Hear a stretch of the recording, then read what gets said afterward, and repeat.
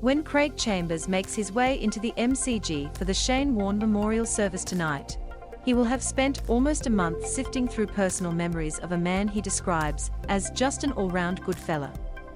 As a teenager, Chambers was the scorer for Mentone Grammar's first 11 for the 1986-87 season, when Vaughan led the team to the Associated Grammar Schools Cricket Premiership.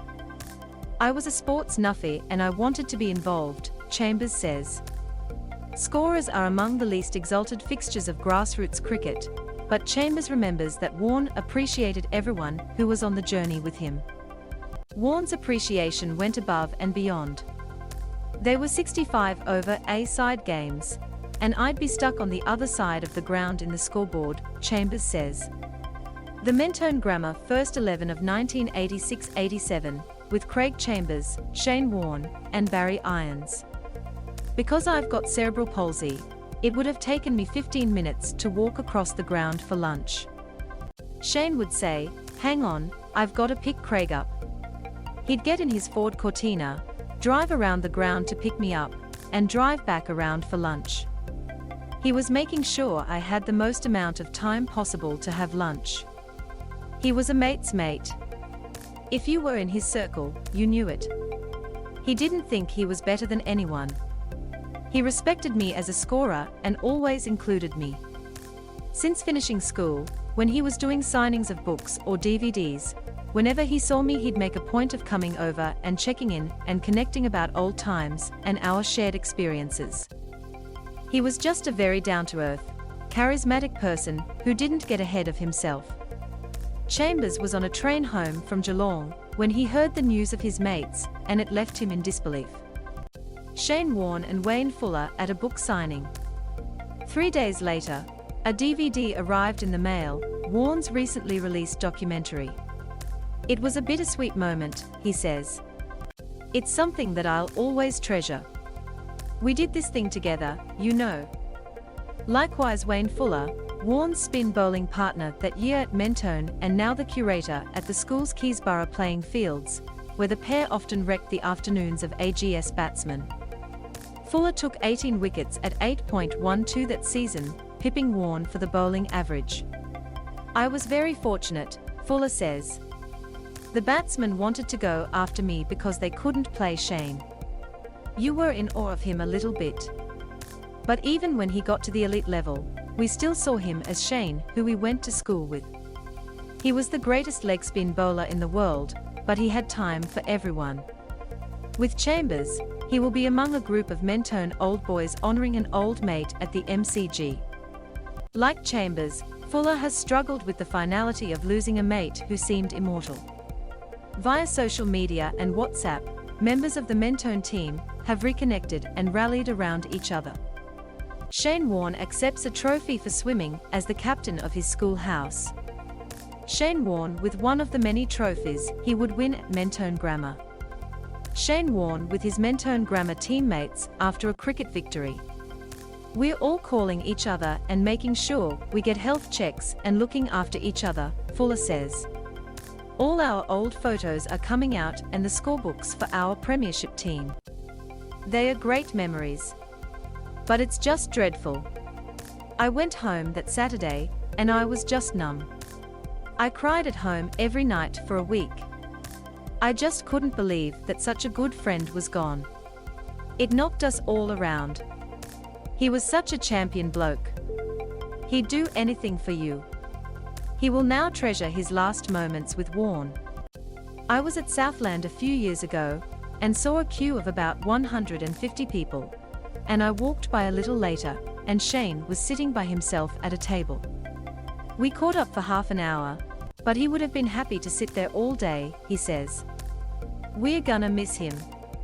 We were hoping to have our cricket reunion dinner next year and reminisce, but unfortunately a great skipper and a great man is now gone. We played for Shane and we played for Barry Irons." Shane Warne's former cricket coach at Mentone Grammar, Barry Irons has fond memories of Warne the cricketer and Warne the student. Shane thought it could be done. Barry Irons was the coach of the Mentone Grammar team in 1986-87, his first year at the school after relocating from South Africa, and Warne's last. Warne was actually the school's second-choice captain, the first having left the school after one game. I think some of the staff were a bit surprised that I made Shane captain, Irons says. But he was absolutely brilliant as a captain. He was all about winning the game as quickly as you possibly could. That was a huge strength. It was such a pity he never ended up captain of the Australian Test team, but mobile phones probably cost him that. Irons would love to be at the MCG with the special group of players who were bonded by their success.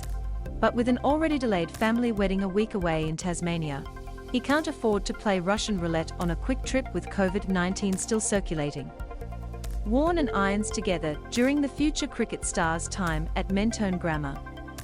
His dilemma creates a bookend to his relationship with Warne. Back in that halcyon summer of Warne's youth, Irons was interstate for another wedding and missed a single game of his team's season, the one in which Warne did what was considered unthinkable in schoolboy cricket, taking 10 wickets and conjuring an outright victory against Marcel Lynn. Shane was always talking about winning games outright, which in those 65 over AGS games was outrageous, Irons says. He'd say, listen, if we declare at 250, we can roll them twice.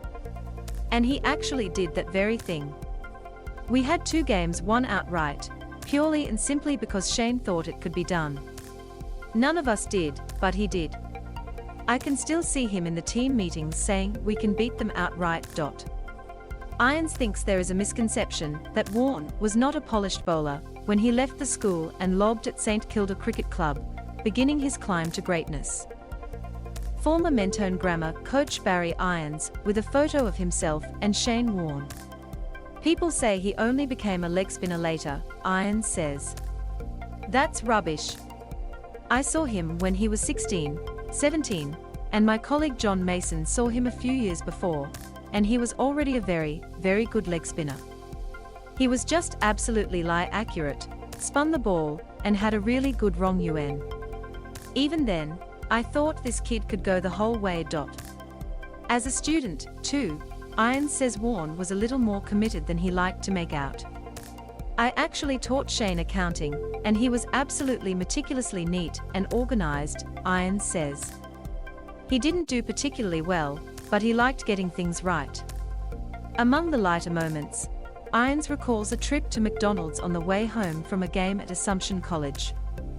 Shane bought a Big Mac, promptly took all the lettuce and good things out and put chips inside instead, he says. The lettuce had no place in his diet at all. In the years that followed Warne's graduation, Irons says a few moments stuck out as pointers to what would follow. The first came when Warne reminded him of a rare loss Mentone had suffered in a knockout game. The players were bitterly disappointed, but Irons, raised on the gentlemanly cricket of his home country, where only the bowler would appeal to the umpire, gathered the Mentone players together and instructed them to lose with good grace. Warne later said he hadn't forgotten it. Irons says Warne had his eyes on a spot in the Australian team well before the cricketing champ was on the radar of selectors. The other occurred when Warne was battling away as a third grader in Melbourne District Cricket. We had a beer one night and had this discussion, Irons says. Shane said, you know there's a gap in the Australian team for a good leg spinner. I thought, that's interesting. Even then, as a young guy, in his mind he felt he was good enough to play in the Australian team within a few years. He hadn't played for Victoria yet, but he was very confident about his ability to play at the top level. It was extraordinary. I really enjoyed that side of him. When you look back at his highlights, there were so many games he pulled out of the fire because of that belief that it could be done. And it was incredible how often that happened. For Irons, it is still hard to believe that Warne is gone. It's just absolutely awful, he says. I just feel so hollow. He had an amazing capacity to relate to people. You think to yourself, how could a man like that no longer be here? Shane Warne with his St Kilda U19 teammates in 1988 at Suburban. He always remembered his local mates. 2 Sundays ago, Warne's life in sport came full circle as mourners gathered for a private funeral at St Kilda Football Club.